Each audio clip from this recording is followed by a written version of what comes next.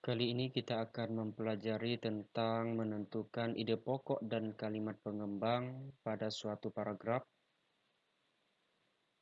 Pelajaran ini khusus untuk kelas 5 pada muatan bahasa Indonesia. Langsung saja kita ke materi. Ide pokok pikiran. Ide pokok adalah ide atau gagasan yang menjadi pokok pengembang paragraf. Nama lain dari ide pokok yaitu gagasan utama. Ide pokok terdapat di kalimat utama dan setiap satu paragraf terdapat satu ide pokok. Salah satu yang harus diketahui adalah kalimat utama bisa terdapat di kalimat pertama, bisa di kalimat terakhir, atau pada kalimat pertama dan terakhir. Langkah-langkah menentukan ide pokok suatu paragraf. Ada 5 langkah untuk menemukan ide pokok dengan mudah. Pertama, baca seluruh paragraf dengan cermat. Yang kedua, cermati kalimat pertama hingga terakhir.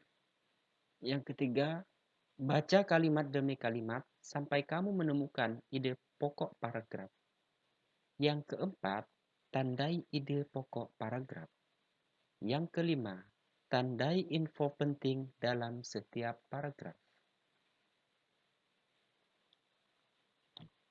Sebelum kita lanjut untuk menentukan suatu ide pokok pada paragraf, terlebih dahulu kita menentukan jumlah paragraf pada suatu bacaan.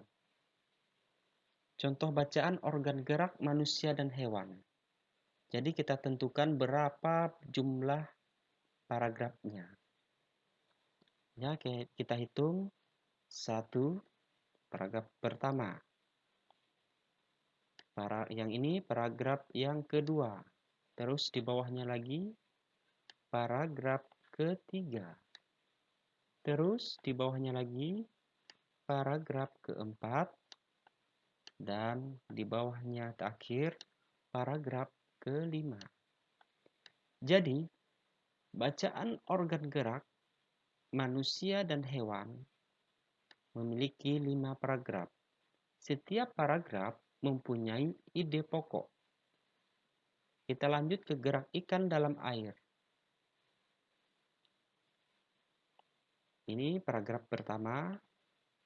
Di bawahnya paragraf kedua. Dan di bawahnya sekali yang terakhir paragraf ketiga. Jadi, saya ingatkan lagi, untuk gerakan ikan dalam air mempunyai 3 paragraf. Setiap paragraf mempunyai ide pokok. Jadi, di sini yang mempunyai ide pokok, dan paragraf ketiga ada ide pokok. Jadi, ada 3 ide pokok pada bacaan gerak ikan dalam air. Oke, kita lanjut ke contoh soal. Salah satu ciri dari makhluk hidup adalah bergerak. Secara umum, gerak dapat diartikan berpindah tempat atau perubahan posisi sebagai sebagian atau seluruh bagian dari tubuh. Makhluk hidup akan bergerak apabila ada rangsangan yang mengenai sebagian atau seluruh bagian tubuhnya. Nah, dari paragraf ini, kita harus menentukan mana ide pokoknya atau gagasan utama. Nah, setelah kita baca, dapat kita tentukan bahwa ide pokoknya adalah salah satu ciri makhluk hidup adalah bergerak. Nah, boleh kita singkat menjadi ciri makhluk hidup adalah bergerak. Dan kalimat selanjutnya merupakan kalimat pengembang. Seperti secara umum, gerak dapat diartikan berpindah tempat atau posisi, sebagian atau seluruh bagian. Nah, ini adalah kalimat pengembang. Jadi kalimat pengembang masih bercerita tentang makhluk hidup itu, ciri makhluk hidup itu bergerak. Ya, ini kalimat pengembang dan Makhluk hidup bergerak apabila ada rangsangan yang mengenai sebagian atau seluruh tubuh. Nah, ini juga kalimat pengembang. Kalau kita baca, kalimat ini masih menceritakan tentang makhluk hidup bergerak, ya. Ciri makhluk hidup bergerak. Kita lanjut lagi ke contoh soal nomor 2. Organ gerak pada hewan dan manusia memiliki kesamaan. Alat gerak yang digunakan pada manusia dan hewan ada dua macam, yaitu alat gerak pasif berupa tulang dan alat gerak aktif berupa otot. Kedua alat gerak ini akan bekerja sama dalam melakukan pergerakan. Kerjasama antara kedua alat gerak tersebut membentuk suatu sistem yang disebut sistem gerak. Sekarang kita menentukan ide pokok paragraf. Nah, kita cari ide pokoknya. Ingat, ide pokok biasanya terdapat di awal paragraf atau terakhir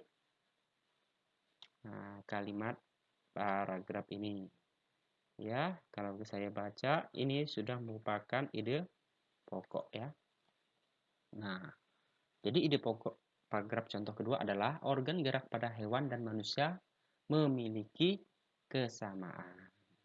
Oke, kita menentukan kalimat pengembang yang ini adalah kalimat pengembang. Alat-alat gerak yang digunakan pada manusia dan hewan ada dua macam, yaitu alat gerak pasif berupa tulang dan alat gerak aktif berupa otot. Nah, ini masih bercerita tentang organ gerak.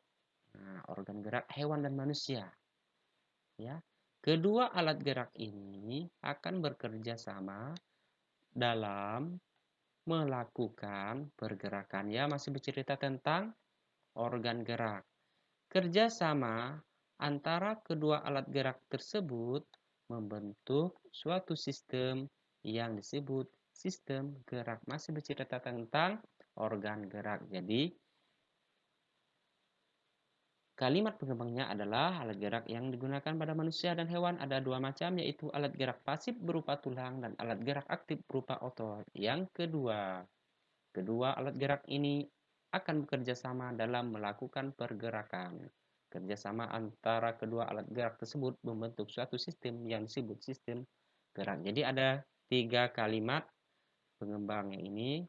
Kalimat pengembang pertama, yang ini sampai ke titik kalimat pengembang yang kedua. Yang kedua, terus lanjut yang ini adalah kerjasama antara kedua alat gerak tersebut membentuk suatu sistem yang disebut sistem gerak. Ini adalah kalimat pengembang ketiga. Ingat, untuk kalimat pengembang, nah boleh disingkat. Jadi jangan sampai mengubah maksud dari kalimat. Sama dengan ide pokok paragraf, boleh kita ubah kalimatnya, tetapi jangan sampai kita mengubah maksud dari kalimat tersebut. Oke, terima kasih. Wabillahi taufik wal hidayah. Assalamualaikum warahmatullahi wabarakatuh.